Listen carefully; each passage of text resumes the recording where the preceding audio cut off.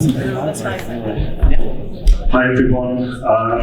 So as Emily said, this is the Promoter Roundtable, and I'm very excited to be chairing this because I've done a lot of club nights, hundreds of club nights in my time, and lots of underground experimental nights. And I think the panel that are here now, the guests that are here now, represent some of the most exciting stuff going on in London right now, and necessary, particularly at this time, because politically it's a nightmare. Anyway, they're each going to introduce themselves. Oh, don't cry, never spill milk. Performance art. I'm Lucia Burton, and I run a club night called INFERNO, which is hosting this lovely event today. Yay! INFERNO's been going for nearly 5 years. It was kind of just a rebellion against the normal gay cis nights that were happening everywhere. It was house and disco 5 years ago, and I was getting a bit bored and sick of it, so I was like, let's do something techno-y and then give a platform to emerging performance artists who were like not getting funding or positions within art institutions. It was about making space for them.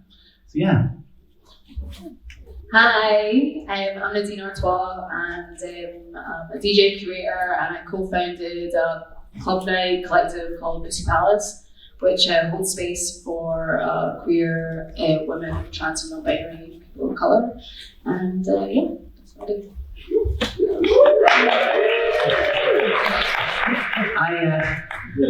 My name is Lucia Blayke.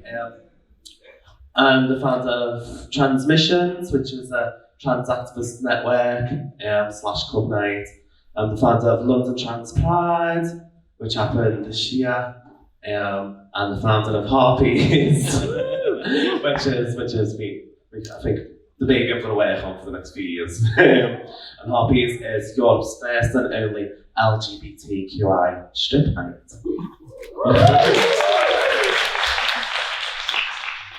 Hi, I'm Stephen Brains. I run a night with Nat and Sophie called He.She.They. So it's if you're male, female, non-binary, trans, agendered, and what we traditionally do is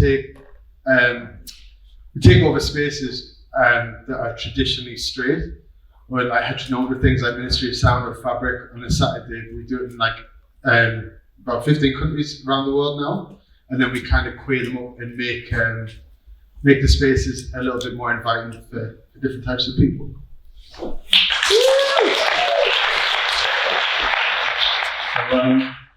You've spoken a little bit, Lewis, about your, about what prompted you to start Inferno and kind of in the landscape of the kind of clubs that existed. I mean, how easy did all of you find it to start your own nights? What kind of support did you get from press or from funding or, punters, social media? How easy was it? It was fucking hard. Like, it's a reality situation. It's like you go in not knowing really what to do. You kind of think, we still don't know what to do at times, but we do because we needed a space for ourselves and our community. It was done purely because we didn't have anything else that represented us or what represented what we wanted to be and the community we wanted to have around us.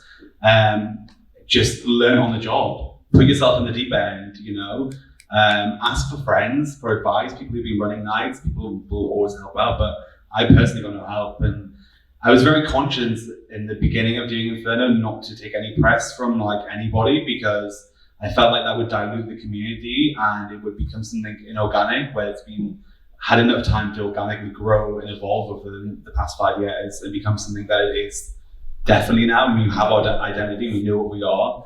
But yeah, I think especially with you and Pxssy Palace, I remember when the article came out, it just blew up.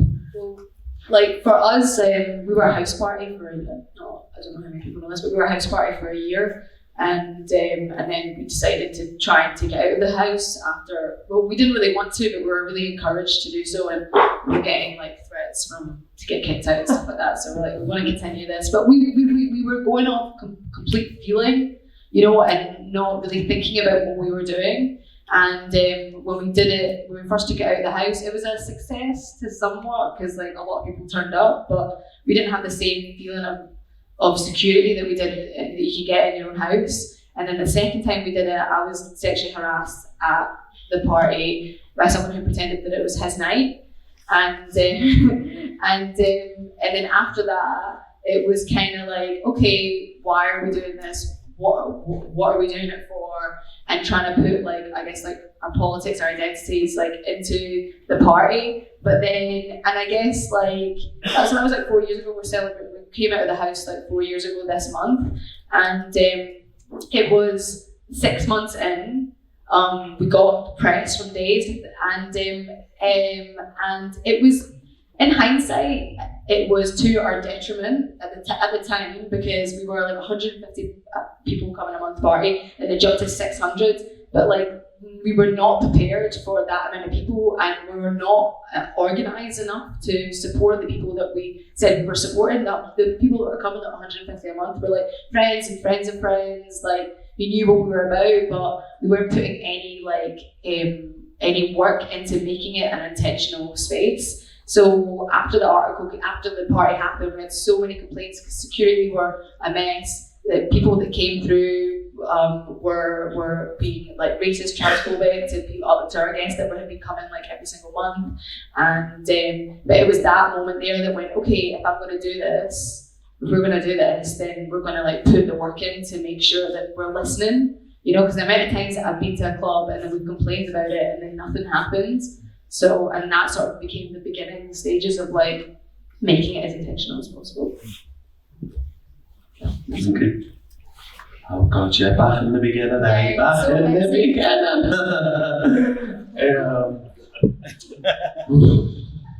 Can't even remember 2 days ago. I started singing again as well, which is the funny thing. But it's been easy. So I started out of lack of trans spaces that I thought that I could go to. Not to take away from the trans spaces that already exist, but they just weren't relatable to me in terms of like music and the people that would go, and I often found that they were centric to sexualization and the fetishization of trans women. So it's like a club called the Whale Club, which is every Saturday in Shoreditch. And I'm not slandering, you know, sometimes you're in the mood to go and pull a tranny chaser. But the club format is all the trans girls dancing in the middle. Also, like, no trans men either, or non-binary people with them. It's trans women in the middle, and then men who have came, like, standing around like vultures, like waiting to like pick the bones kind of thing. Then they buy you one drink, and then you know you've got to go in with them because they bought you a drink.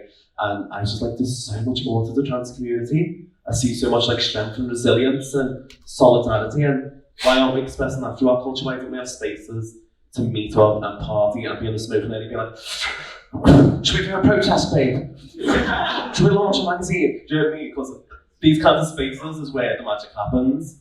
So then I said, you know what, I'm going to have to throw a party for younger trans people and trans people who want to express themselves through art. Sorry, my chihuahua just carry on absolutely woeful over there, his name's to me. Hi, baby!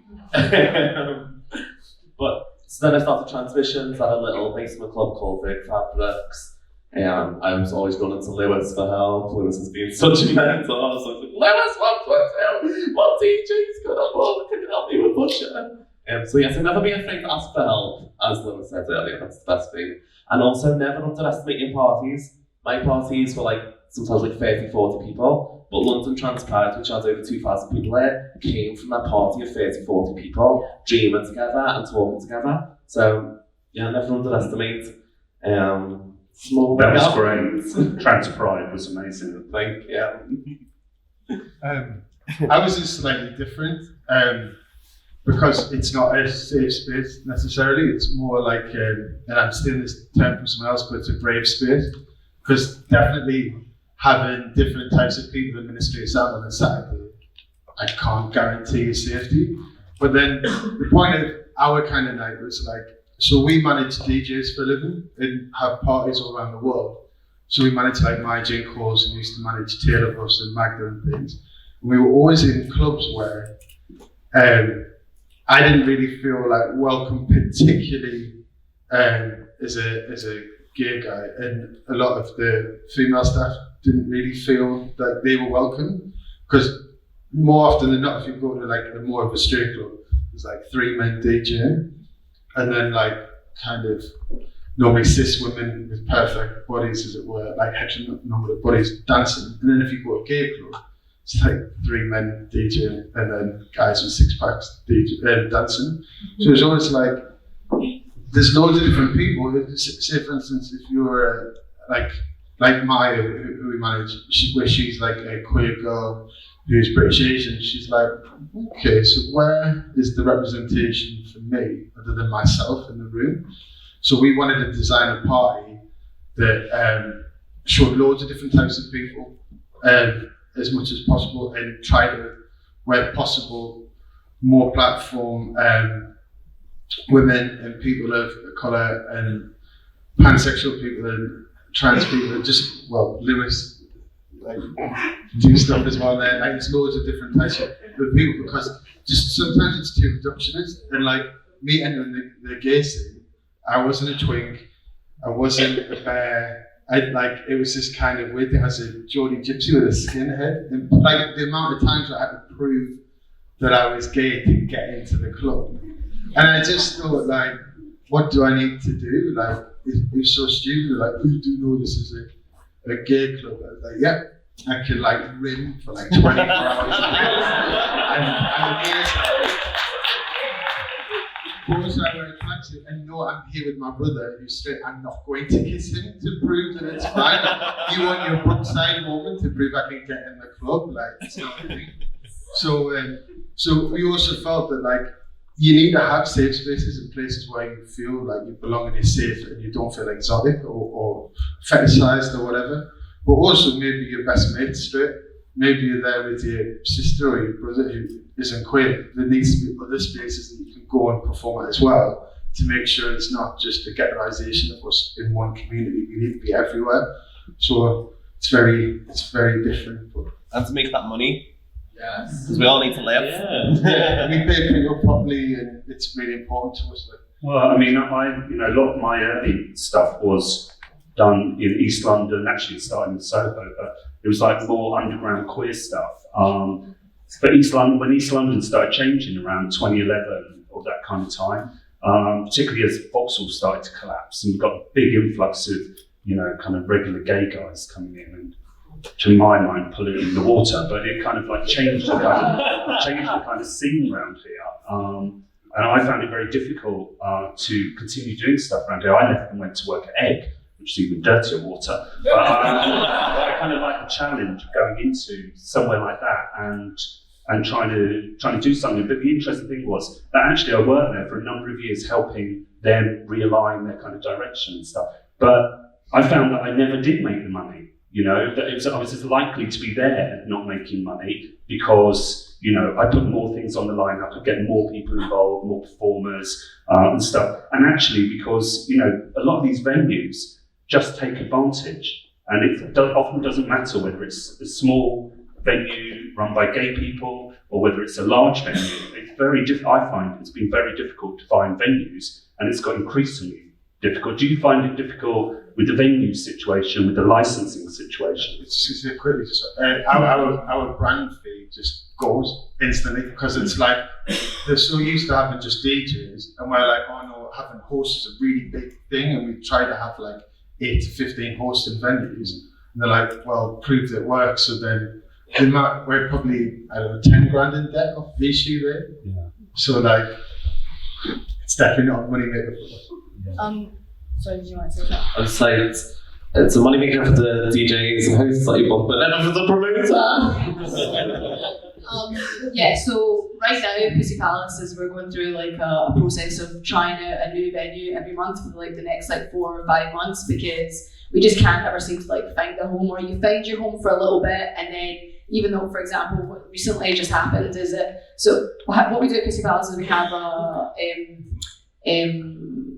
security meeting at the beginning of every single party, and then we have a debrief with the security and the management team afterwards. And we've been at this one venue the garage for a little while, and we decided to like move out there for many other different reasons that was more about the venue rather than the security and the staff and stuff like that. But you know, it's like you just can't always trust, even though how much you're putting your efforts into it and how much of the unpaid like physical and like, emotional labor that you're putting into this, because the last party that we had there, the security were acting like we never been doing this training with them for so long, you know, and they were abusive to people that are waiting outside. There was an issue that happened with someone in the toilets, and instead of just like, you know, security's I was behind him and he bulldozed past the crowd, and I was like, mate, you don't need to do that. Like, you know, you can use like your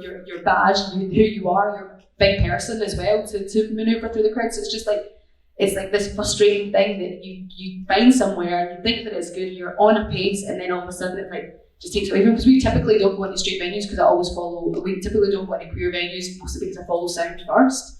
So the sound has to be great, and then I'll go everything else after that. So that's sometimes like good, because we've taught so many people like about the way that we conduct ourselves, and they've just decided to take our practices and use that in their the clubs and wherever they've actually like, or management has been in the club that's moved elsewhere. So it's like planting a seed, which is also good, but then things like this happen, it comes onto you. So we can't really find that there isn't a venue that requires all our needs, because now we do this thing called the sanctuary, which is like a alcohol-free zone that's like no music and like chill, maybe like head massages and like food and like maybe like some other, like we've had like tarot readers in there and massages and stuff like that. So we need the second room now, you know, and we need the security to like be able to listen to the management, to be able to understand that if we need to kick someone out, then that's like, we have this a huge list of requirements, not to mention that most places these days, especially increasingly more and more with gentrification,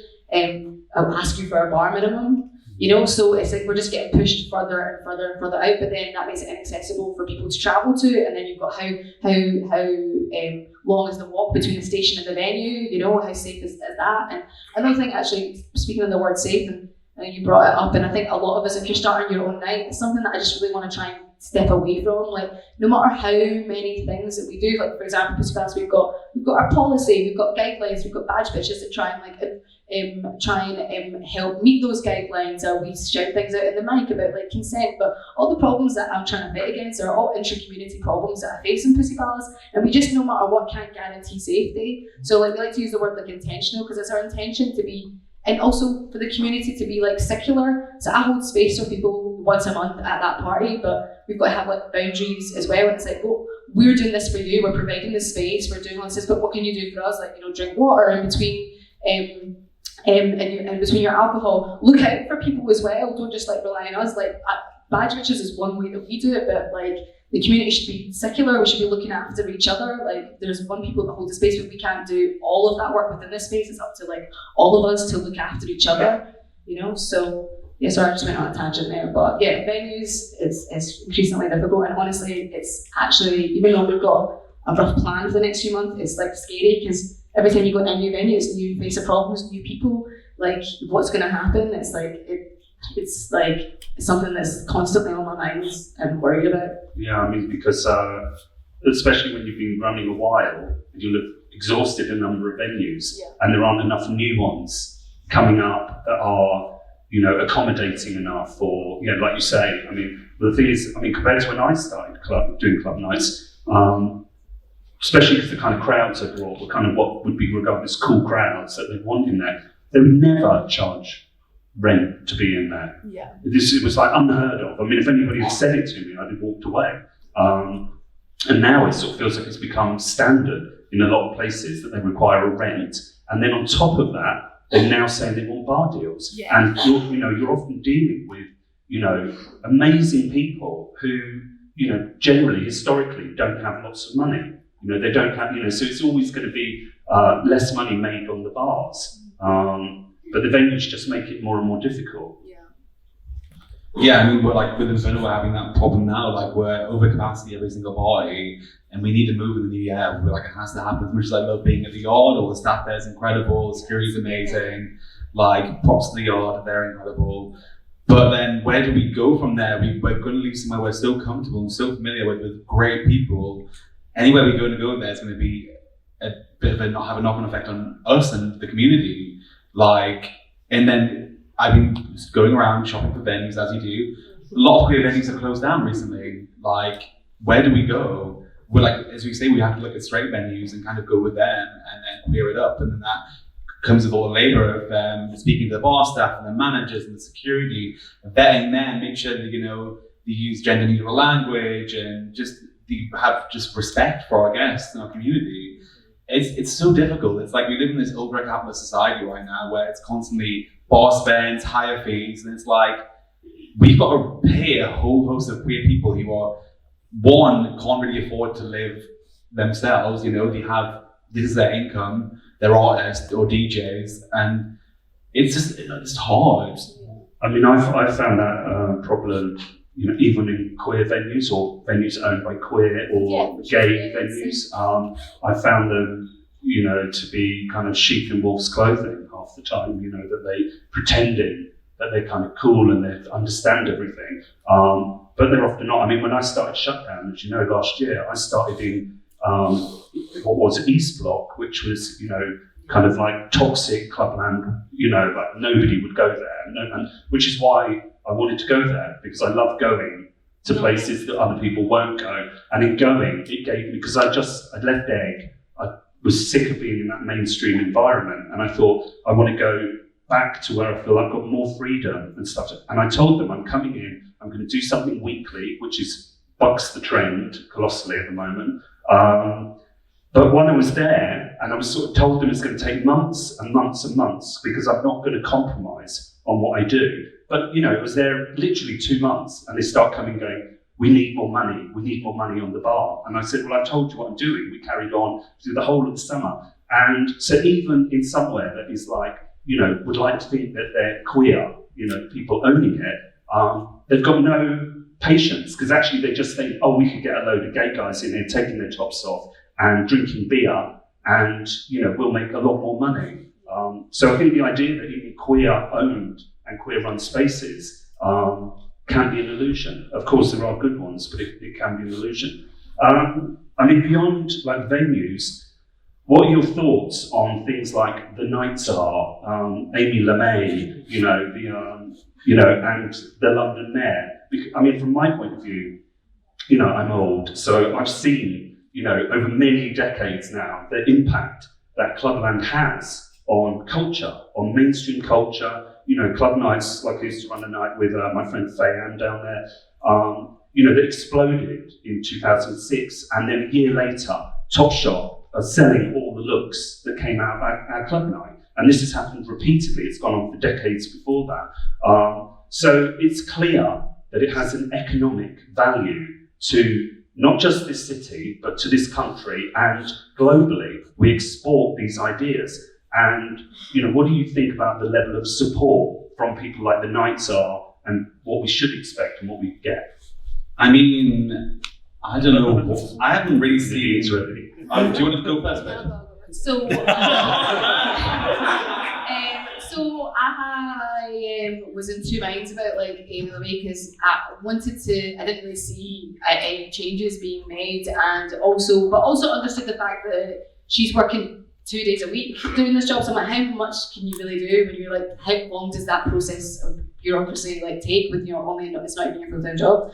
So and then so there has in the last year there actually has been an increase in venues 1%.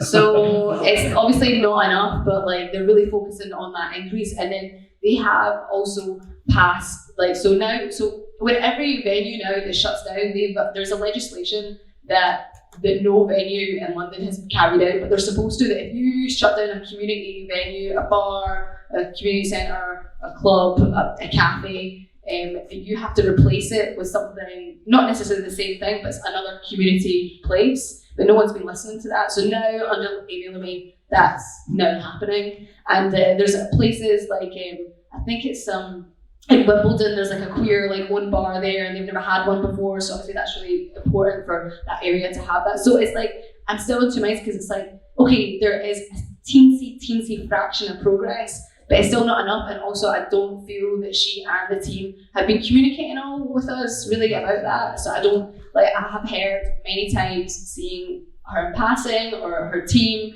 about like involving us, you know, I mentioned all your names before, but nothing's happened yet. And it's like, well, when she's not really listening and she just like feels like it's going on for her own agenda. But again, the part-time job, bureaucracy. I think her job got, I think the hours got increased, didn't they? That was my understanding. Well, yeah, because when it started, I mean, I thought, you know, just to put on a monthly club night, a good monthly club night, will take you at least 2 days a week. Yeah. I thought, how the hell do you sort out the whole, not just clubland, but the whole of nightlife, the cafes, the restaurant, everything? Also a little bit better because she's ignored a couple of my emails. Really? And then you've got, obviously the Burton is problematic for loads of different reasons, but I think it's important to mention that it's an arts institution, so it's protected. You know, and then you've got Amsterdam. Their biggest problem was that they had so many black and brown DJs that weren't getting booked, and so their nexus are there. That was their biggest their thing to combat was to get more black and brown DJs on higher pay bills, which is like now they have a flourishing scene because of that, and now a lot of the DJs there are traveling like worldwide and have built careers of that. So if I look at Sydney and I look at Berlin and I look at Amsterdam and then I look at us, it's just like, it feels like a joke. Yeah, I mean, for me, I mean, things, you know, in all fairness to Amy LeMay, she's got a great history in London. True, you know, she was very involved with Ducky, which was spoken about earlier, you know, how important Ducky was in the mid-90s, you know, for alternative kind of queer culture and performance. So she has got a great history. And I wonder to what extent, you know, the problem is what the expectations of one person doing that role, what level of support they've got in order to make any changes, and whether it's other things like the mayor's office or certainly the policing, the local authority licensing, you know, whether with licensing, Hackney licensing is a bloody nightmare. I mean, it's like the amount of times I've done parties where we've got to get temporary events notice because it's not in a regular venue. And then the week of the party, we find we've been turned down.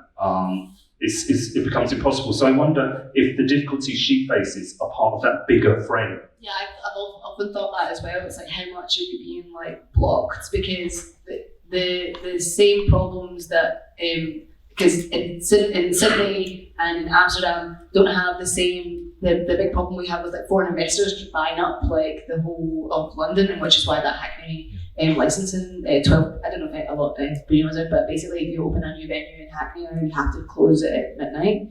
And sorry, I had another point there, I forgot it. Maybe I'll remember it. Yeah, and I was going to say, go back to your point about like places in Berlin, for example, the Berghain having cultural capital. Like we could be invested in by local authorities to make sure that like venues and nightclubs and club nights are being poured money into. Like we hold so much cultural capital. I think Jim listed off like a million things, you know, and it's a breeding ground for creativity for people just to come together and meet each other. I mean, and also what these people are forgetting is that how much club culture and like underground music has contributed to art, politics, fashion. Like if it wasn't for these black queer underground scenes that started all of this, then there's so many of the rights that we have today wouldn't actually exist. So, and I think they forget how much like it's just a club and it's just nightlife and people are just getting fucked up, but it's not that. If you look over the history of house, disco, techno, and how much all of that contributes to the way that we live our lives today. So it's important to invest in. Yeah, I mean, I kind of brought up the economic kind of argument because it feels like something that they might listen to.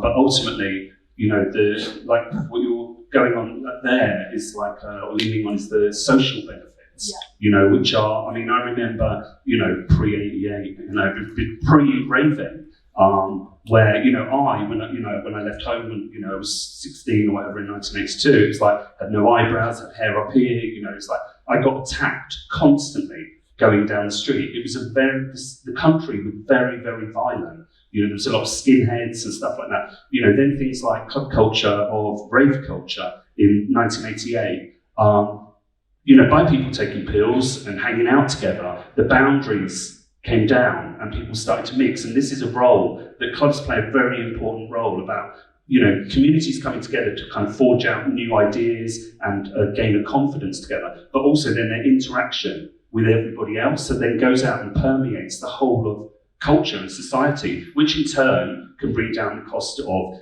violence in the streets, or if it's managed right, it's got all these other benefits, culturally, beyond the economics or the fashion or something like that. Just the happiness that people feel and the way they can relate to other people, the way they can learn to. So anyway, this is kind of like this idea of safe space I wanted to talk about or hear your views on a bit more, because the last few years we've seen significant change in Club Now, with exploring the ideas of safe space, but also clubs having kind of clearer manifestos of their expectations or the framework in which they want people to understand that the club exists. Like a few years in now, I mean, how do you think?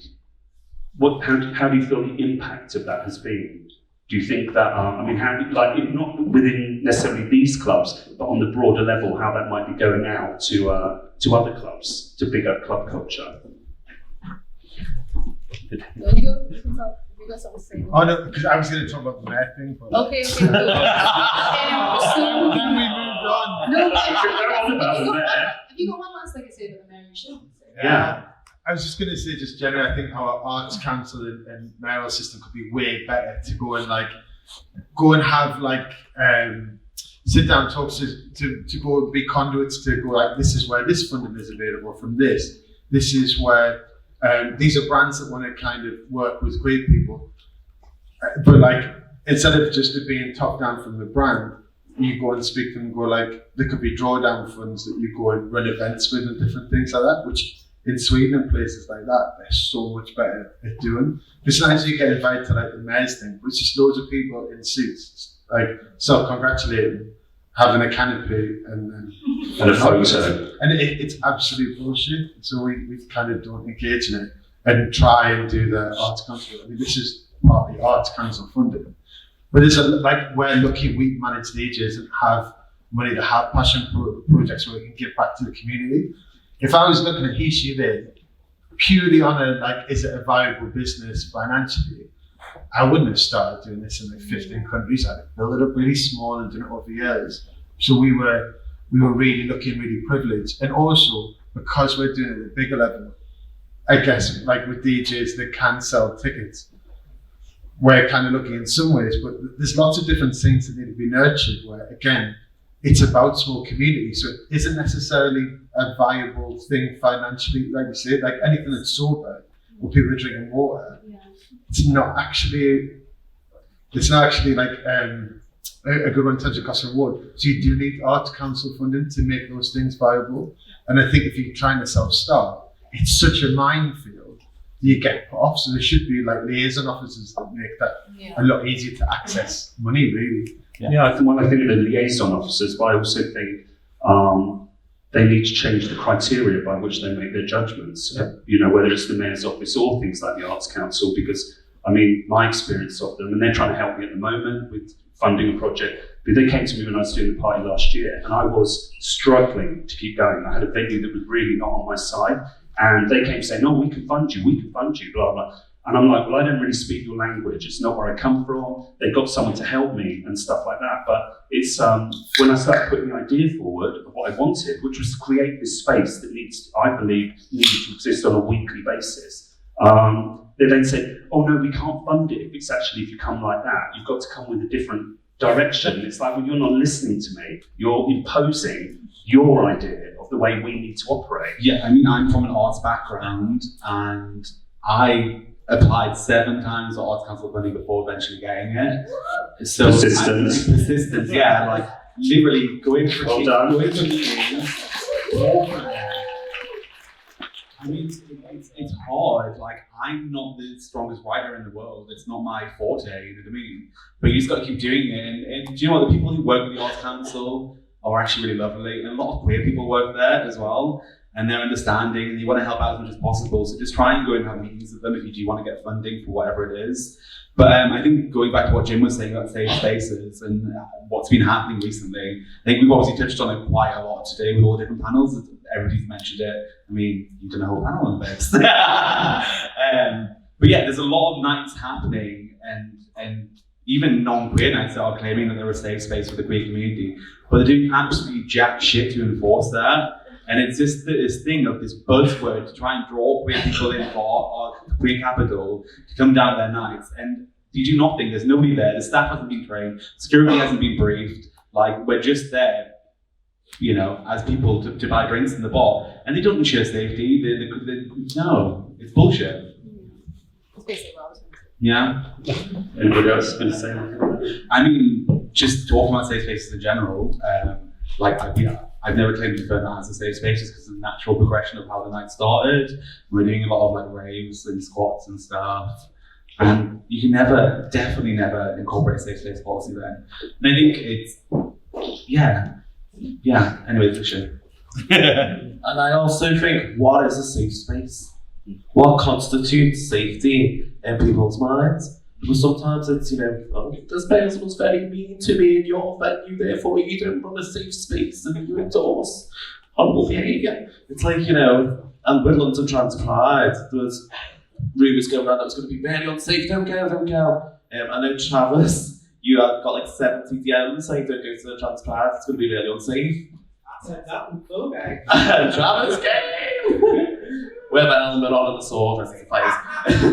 And then when we got there, like we walked, it was fine. But even if there would have been opposition, we need to remember, most of the time they're non-violent and they are like on the other side of the road. You know, do have signs and, you know, verbally it isn't nice.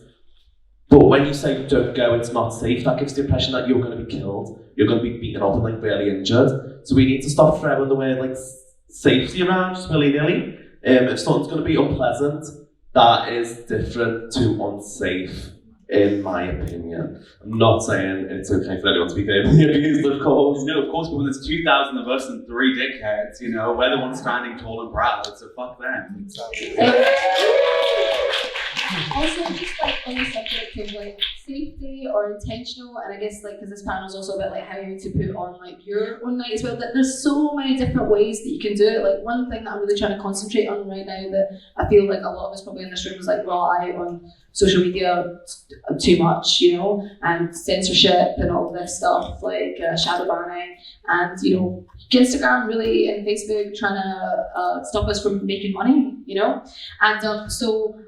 Really, and there are nights out there that exist that actually don't exist online. There's WhatsApp groups, there's a mailing, there's mailing lists, there's you know, guest lists only, or you only like +1, so that you know how to vouch for. Like, you know, there's a policy, and then there's all the labour it goes into to try and have channels of communication so that policy, I don't want to say like enforced, but like is lived up to some degree, because it will never really be lived up to. It's just what you this attention that you're trying to set to this space. So there are so many different ways to do it, and what I'm really moving forward to now is trying to create this IRL like community, or this like I said, mailing list is actually like a still URL, but like these little WhatsApp groups or like meetups, or like someone who knows, if you know, there's other ways to do it than the way that I've been doing it for so long, which I think a lot of people.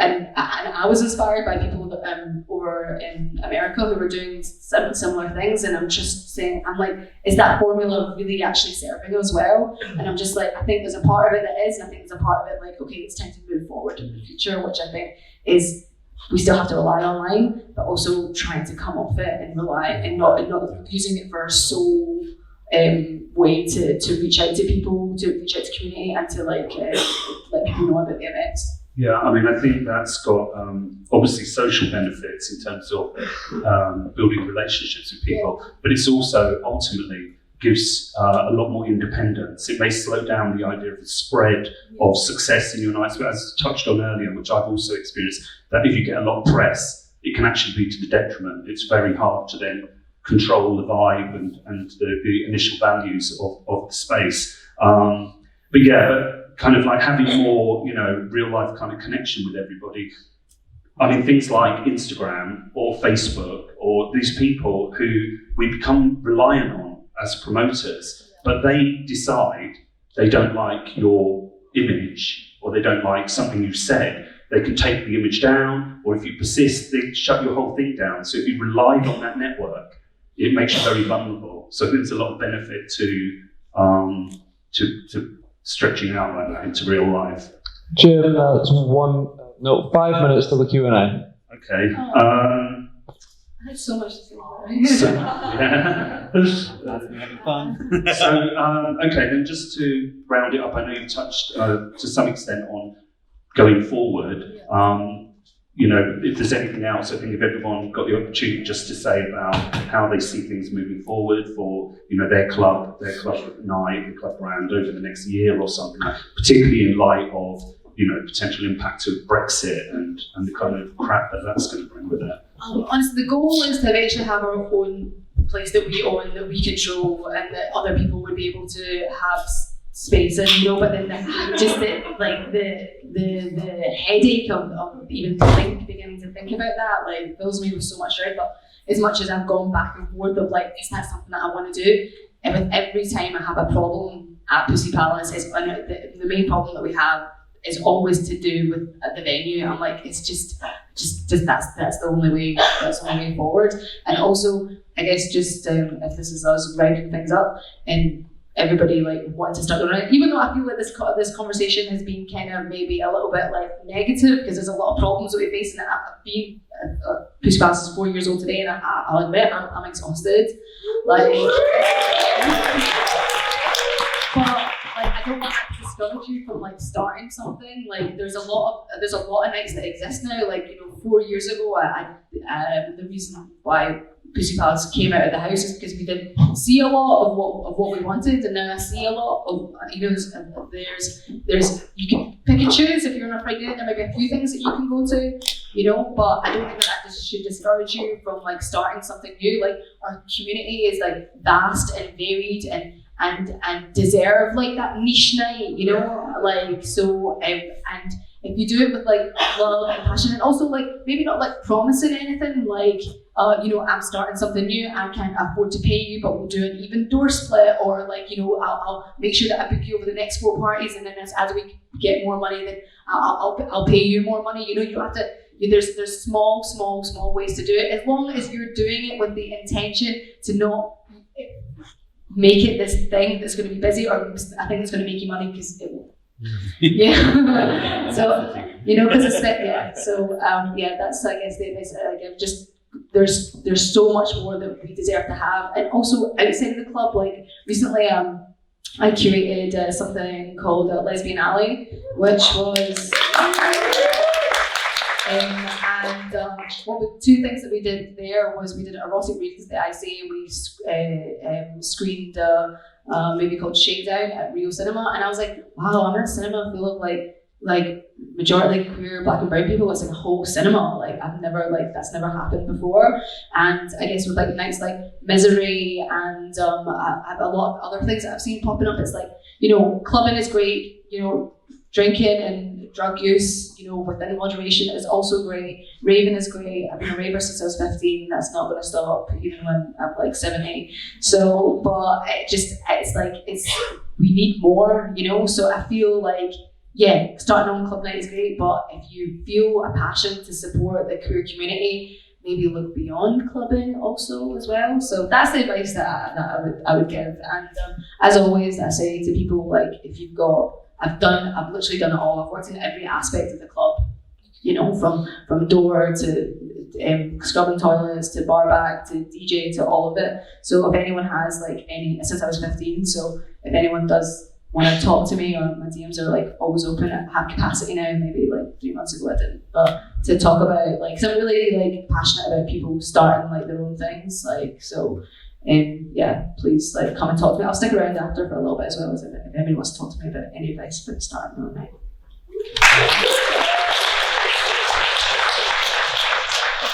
Yeah. What have I got planned to do for the next year? World domination! I just want to keep using club life to make changes to our lives in every aspect. That's why I started Trans Pride, to show people that there's a community for in their daily lives. And then with Harpies, which is the LGBT strip night I run at Metropolis every Friday now. Every single Friday, everyone. It's my favourite club night right now, by the way. If you haven't been, please go. It's very nice. It's Nadine's favourite club night. But yeah, we also have been shadow banned, unable to advertise, which is having an impact on paying people. And that's sick of it, that I've decided on Wednesday, Lucia's going to kill me because Lucia doesn't know this. On Wednesday, I'm going to announce the first UK Sex Workers Pride Festival. Because I'm going to be coming to you for all the advice. Took me something to about home. I came to Lucia for advice about Pxssy Palace before it even started as well. No, but yeah, the first Sex Workers Pride Festival 2020, which will run alongside the same kind of model as like Trans Pride, thousands of people in the streets and raising awareness for marginalised people, because our sex workers are living in shame and they need to be treated with respect and have safety. They're doing jobs at the end of the day and they need to be able to advertise that and fit into society and be humanised. So, Sex Workers Pride 2020! With He.She.They, we're just going to more and more countries. So we're doing like Norway for the first time, and we did India, and we're going to Ukraine and places like that. So it's kind of pushing. It's great doing it in London, but it's kind of a bit of an echo chamber of like everyone just going, "Oh, great!" Well, like, but when you do it in Kiev or something, that's where I think people need a bit more of a handle. We did it in Newcastle, in a 1,500 capacity venue. And it was for a lot of people, it was the first time they'd been able to use that space at all. And just felt like if they were going to go in, again, like you said, there's a lot of people that think, because the word safety is thrown about so much, that they're going to get lynched the minute they go in a club where, all right, someone might be a proper dictator. But, from my thing, from being a Kansas State kid from Sunderland, the only way you change stuff was standing there and being there and then not fucking off. So I think there needs to be, sometimes just people pushing in and doing that fight. And sometimes you don't feel like you want to fight that day. So I totally get that as well. But we're moving to different things like that. Starting a record label that signs people who are queer and kind of with not quite a major label, but with funding behind it. We're doing some fashion stuff as well, where people are paid properly and everything's kind of vegan friendly and it's all congratulating and worthy. And then moving into more and more different things, we want to start doing film and lots of different things. But we're only 18 months old and we've been to 15 countries, so it's to be fair, that is also looking at what people like Inferno do, or how you treat trans people correctly, because I'm cis, so I need advice on that stuff, or looking at Nadine and going, okay, badges and helpers and different things like that. So we're totally humble enough to admit that we've had to learn from other people. Like Jim, I went to your nights for years, so it's learning all those different things. So it's not like we just woke up one day and just decided to reinvent the wheel. We didn't. We just kind of helped in our own little way steering. I guess that's what everyone can do, isn't it?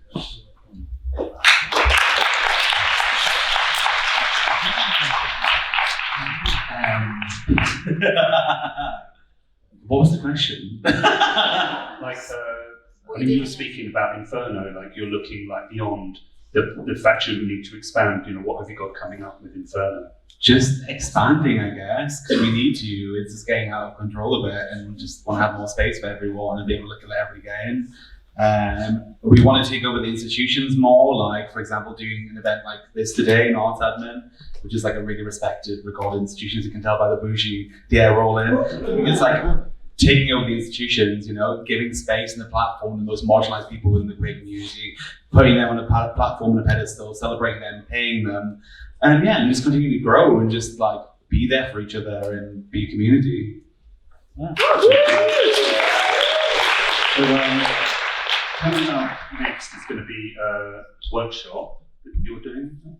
Are we just doing that? Are we just doing Q&A? Yeah. Just going straight to Q&A, right? So it's going to be a Q&A. We're running out of time.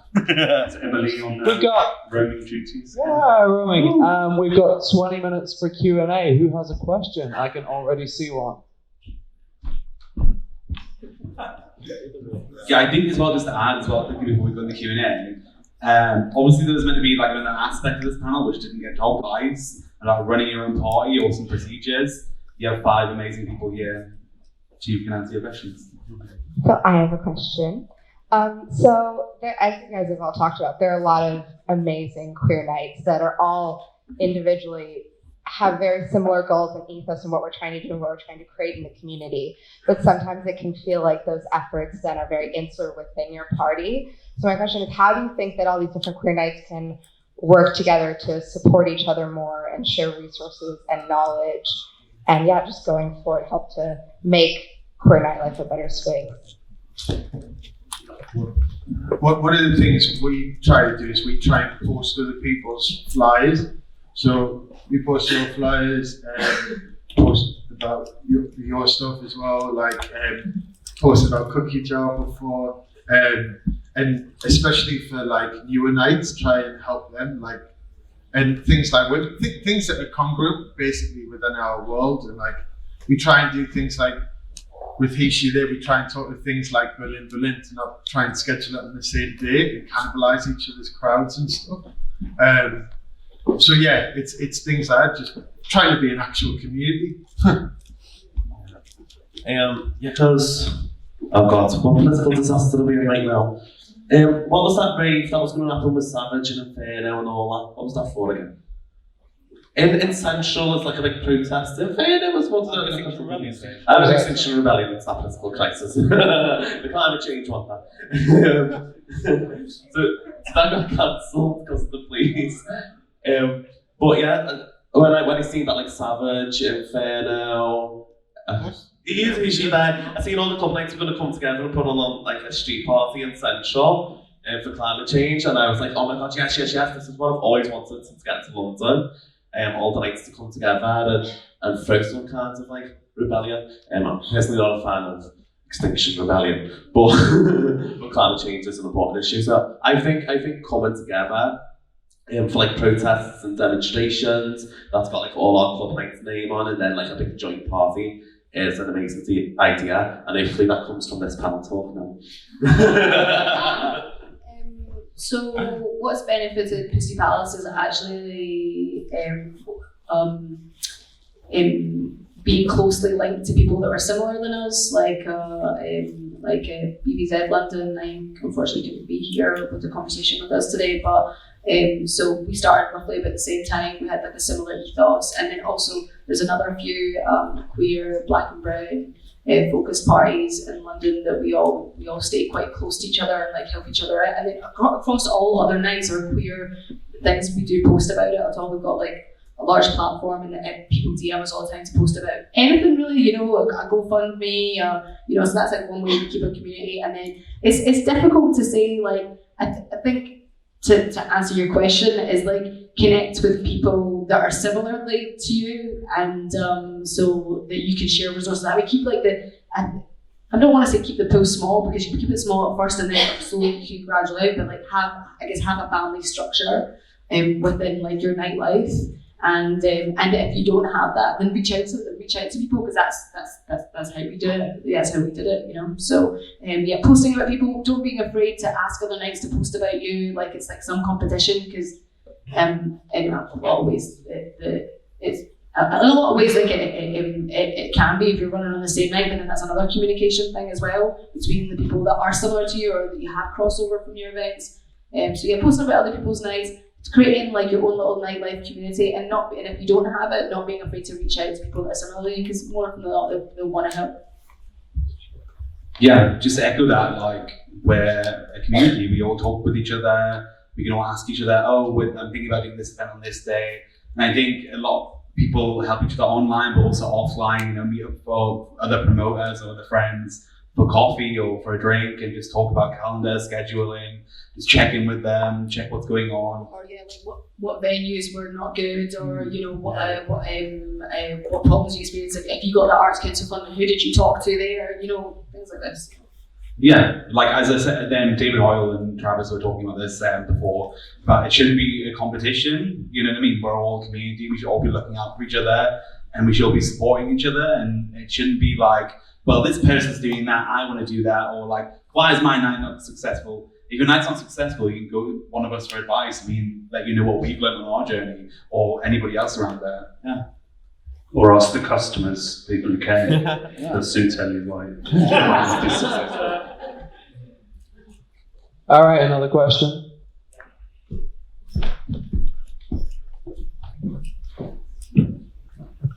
First of all, you all do amazing things for the community, so thank you.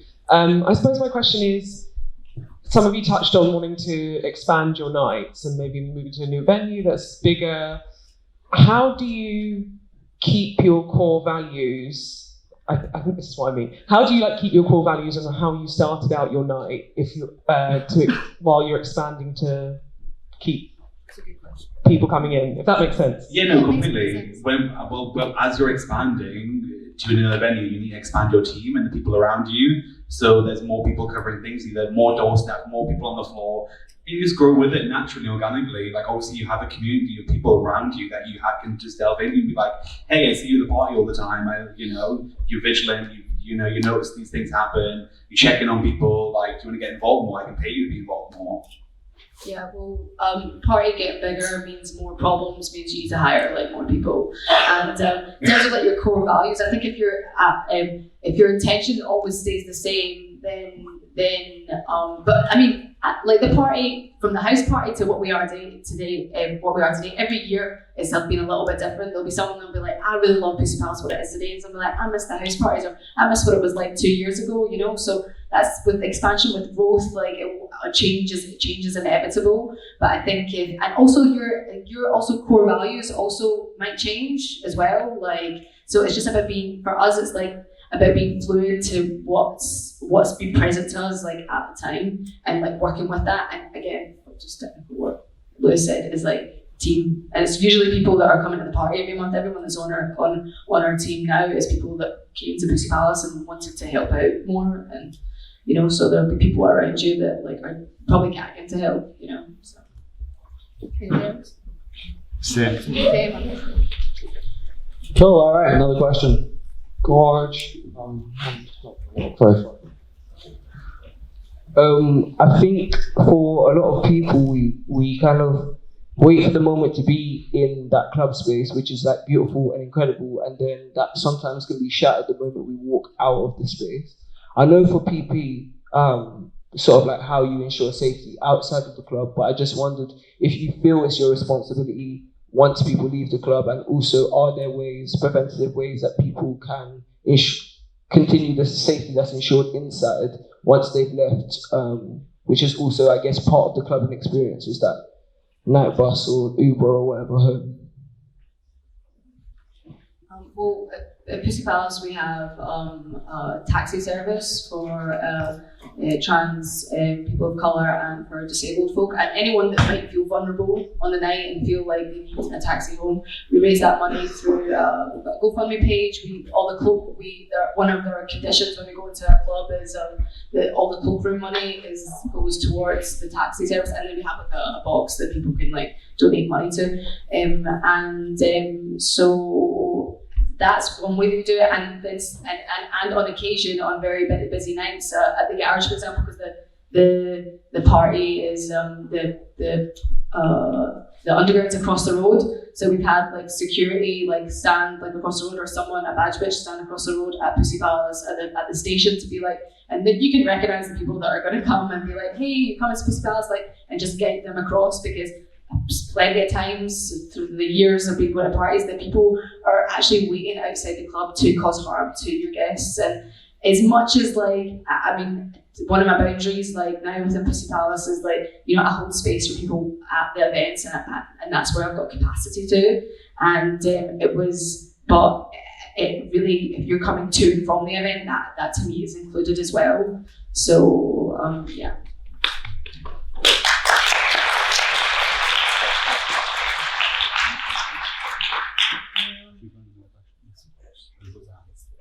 I mean, I just wanted to add on that, I mean, there's things like the physical thing of on the night, of people coming to a venue, people leaving a venue, people's safety in a venue. But I think it is kind of, promoters are effectively helping communities and helping people to connect, to develop relationships. And I think it's more like Nadine was saying earlier about doing things outside of clubs, different types of communication. I mean, one of the things I find shocking is, it's a bit dark, but is the amount of suicides that I see happening, and depression and all this kind of stuff. And I think, given that we have all these communication tools available to us, it's about how we make more of that. And I think people who run clubs, especially when people are taking drugs or drinking or stuff, and it can change their kind of hormonal balance, their mental stability and things like that, have a real responsibility to extend beyond their club night and beyond the night of their club night, to help that community feel more connected to one another and to communicate with each other. I think just as well, not just promoters, but like we all attend a club night and we can all look out for each other. We're all friends, we're a community, we can reach out to one another.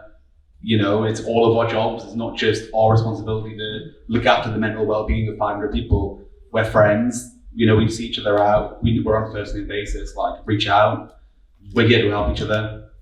Yeah, I guess touching on what I said earlier is something that frustrates me a lot, is that I don't always feel that the community is secular, and a lot of times that we rely on the people that hold space to do more, when really we need to be like looking inwards, not like myself included, on like what we could do with the people around us. Because some people, like I said, I've been rated for 16 years now, and sometimes the most person that's at the club every month that's giving you the most energy is actually like the most lonely. So, and it's up to us to notice those signs and and not always say to the people that are holding space to do something about it, because, like I said, essentially it's more than just the logistics of putting on the night, booking the DJs and stuff like that. You're really holding space for people. We're not supported, our community isn't supported enough in other ways. So sometimes you see people, I've seen maybe a lot of you in ways that you wouldn't want me to see you, so it all comes out in the dance floor once you've had a few drinks, and you get emotional and you behaves in ways that sometimes can be toxic, so I'm there on the night to give you what you want, but I can't do that, and the people that hold space can't do that outside, so it's up to everybody in this room to hold each other like outside of the club, and when you see it inside of the club, so yeah.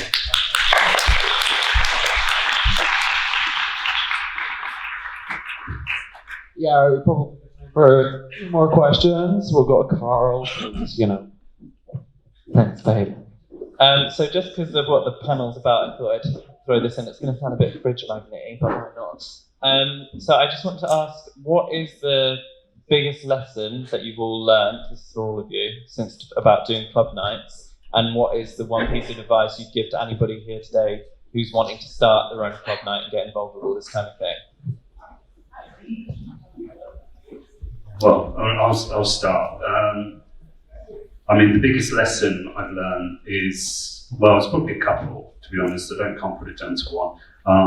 But it's as difficult as it might be running club nights, quite often, especially these type of club nights, it's incredibly rewarding. And it's great to see people affected by that, to develop new relationships. Those relationships go on for years. My advice to anyone who wants to start a club night is to do it.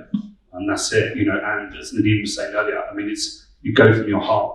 You go, the reason I did club nights was because me and my friends didn't find the kind of club nights we wanted to go to. We started throwing them. There might be 30, 40 people there, and they often grow very quickly, too quickly if you're not careful. But it's following your heart and knowing why you're doing it. It's definitely worth doing though. The biggest lesson that I've learned is actually boundaries. I realised before I started Pxssy Palace I didn't have very good boundaries, and what it's taught me is boundaries between the people that are coming to this space, between the people that you work with, and making sure. I think it's really easy to, when you provide something for a group of people or for your group of people, to want to be able to provide everything for them, and you just can't stretch yourself out too thin. If you're that kind of person that is maybe like a natural leader, someone that people look up to, that it's really easy to fall into that, and to be the parent of your group of friends or that your club night and stuff like that. So keep your boundaries in check, and make sure you're not doing too much, and making sure also you deserve to get paid as well. The first year of Pxssy Palace, I actually felt embarrassed about making money. I was like, that's not what we're trying to do. And then a year after, I was like, what am I doing? This is exhausting work. Make sure that you find some way to always pay yourself first before anybody else. And I know that we've all probably sat here and never done that. But that's the biggest advice is make sure that you're getting something for yourself out of it as well, even if it's just a taxi for yourself home at night. And the biggest advice that I would give anyone starting a club night is that it's never too late. I'm 31. I started Pxssy Palace about 4 years ago. Like I keep saying, we came out of the house, and before that, I had a really bad addiction problem, and I've been 13 years in London. So I kind of feel like my life is only starting now, So and especially a lot of people that come to Pxssy Palace are between. There's people that my age that come as well, but there's I think the average age is 25, so, and I feel like there's this this rush, especially because the climate that we live in with Instagram and all this stuff of we need to do everything now and we need to achieve everything now. Well, no, take your time.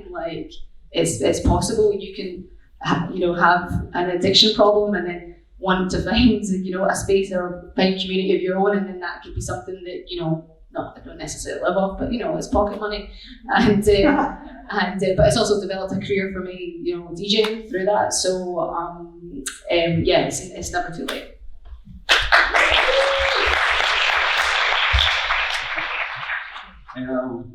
A bit of advice that's just on my mind at the minute, because I've had a bit of a horrible year with colleagues and collaborators. but it's been a big learning curve, so it's something I want to share to people so that they don't have to have the same experience. And it's that, and I guess it applies to all creative projects, not just club nights. When you're delving into this with someone, starting a club night with someone, it's like getting married, and it's a big commitment, because if this club night blows up well, or if this project, this festival or whatever it is, if this blows up, then it's going to get to a point where neither of you want to walk away. Now, if you can't work together and you're fighting all the time, you've got different ideas, and the work in progress becomes unhealthy and detrimental to your own health, who's going to walk away? Well, it was my idea. Well, I was here the longest. Well, I've done the most work. It's mine. So, something that I wish I'd have learned at the beginning is really know this person, really trust them, ask around to other people, because they might be your friends, but you've only ever seen them in a happy context, you've never seen them in work context.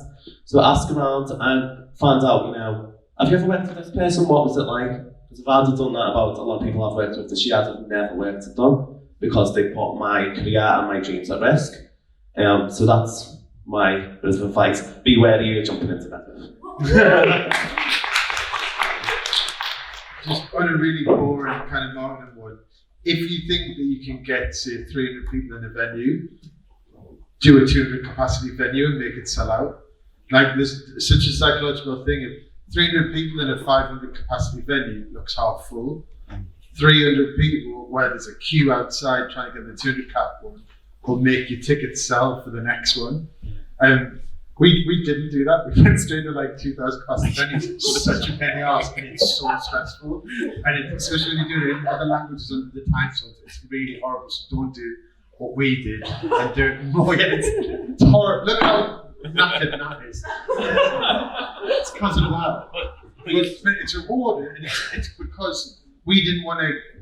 we were quite lucky that we could get into those big spaces and on a Saturday night, and not that thing of like, oh, okay, big club, just give us a Wednesday or a Sunday because that's when you normally don't sell tickets. We were like very adamant, no, we have to be Saturday night or Friday night in the big club because we want visibility. So it's kind of with what our manifesto was. That's why we went to the big clubs. But I guess if more people are starting smaller things, then it's good just to kind of build up. And as well, it just keeps you in control. There's so much, like, imagine your birthday and like trying to think of like, oh, my mate's going to turn up to this. So imagine your birthday party with 2,000 people, but in India. And you live in London and you've been to India once for 24 hours and you decided to throw a party over there. That's a horrible, horrible mind place to be. Really rewarding when you do it, because like you went and you thought it was amazing. I'm also scared of flying, so I didn't even go to the party. No, I've been awful. Randomly put.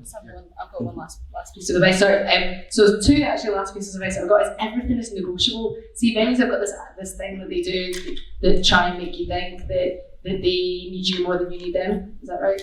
Yeah. Right. So yeah. Okay. So you get what I mean. And but everything is negotiable. Like from like what they're trying to charge you from. Like they'll sell you something that's the protocol of what they do, but don't think that you can't challenge all of that and to come up to something that makes you both happy. And the other thing is that don't get gassed up on your first night, because your first night all your pals are going to come and support you, right? And it's the second night that you do that's like the trickier one that will show you like how many people, like it's the word of mouth through there, what friends will come and support you there, and then when you get to 3, 4, 5, when you get to about your first night, you'll start to see that community start to build, and then it's like, and then it can't go. I mean, loads of, and also like sometimes like not all nights have this like 10-year longevity. Sometimes they only exist for a year or a couple of years, and that's okay. They serve that purpose. But I always say to people, your 4th or 5th night is when you'll start to see where that growth is coming, and it takes a long time. It does take time to build. Like, so be patient. Speaking of time, that's time. Can I answer the questions now? Anyone that has them? Fine.